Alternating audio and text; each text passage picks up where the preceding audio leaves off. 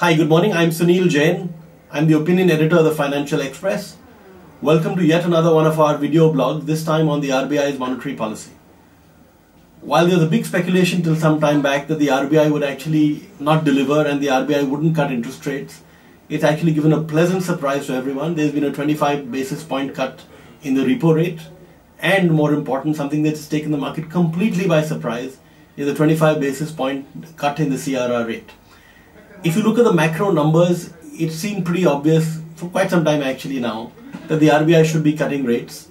The macro policy statement of the RBI that came in yesterday told us that that the core inflation, or the RBI's definition of the core inflation, we're pretty near that. We're about 4.1% or 4.2%. So the core inflation numbers are down. The WPI is still high at 7.5. But if you look at the component of the WPI, the real problem is now, and it has always been for a very, very long time, the food inflation. And frankly, the food inflation is something that the RBI can't do much about. That's got to do with the procurement policy of the government, the mishandling by FCI, the fact that we tend to have 3 times more the buffer stock that we have. So given that demand has been very soft, we've had probably the worst in just 2 of the last 8 months have we had a positive IIP. We've had negative IIP for 6 of the last 8 months. So you look at the sales of Unilever, of Ashok Leyland, so from consumer goods to commercial vehicles, you get the same answer of softening demand. So I think in a sense it's very, very good that the RBI did what it did. It signals that the RBI is now going to have an accommodative monetary policy, which is good news for everyone. The question on our mind really is now that A, will the RBI carry on doing this kind of monetary easing? And C, will it actually give a big fillip to the economy? And third, why didn't the RBI do more? If we let's take the last question first. Why didn't the RBI do more?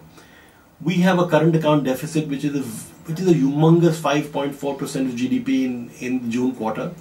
It could probably be higher in the September quarter, in the quarter that went by.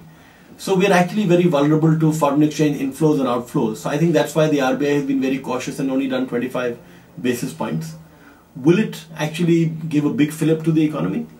A lot depends on the way things turn out. And see, there will obviously be an immediate impact in terms of demand in the rate sensitive sectors, which means automobiles, housing and things like that. As far as the overall pickup in demand, that will depend on how fast the government is able to clear the policy paralysis part. So how soon can the government actually start clearing projects? We've seen the GMR group, the GVK group walk out of very, very big road projects because the government wasn't able to give clearances. We've seen a similar problem in the power sector where clearances are not coming.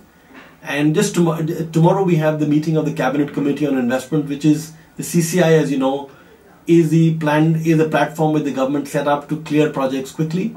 So if we're able to see the government clearing things fast through the CCI route or other routes, now you've got an RBI rate cut. And if the budgets continue to show that the government is serious about fiscal consolidation, the way it has been, by the way, for the last few months, I think we could see a 50 to 75 basis point cut in the CRR, in the repo rate over the year. We've seen 25 already, so I'm saying we could see a similar amount, or maybe even double that amount over the next 12 months if the budget deficit remains in control. Thanks very much. Thanks for watching, and see you next time. Bye bye.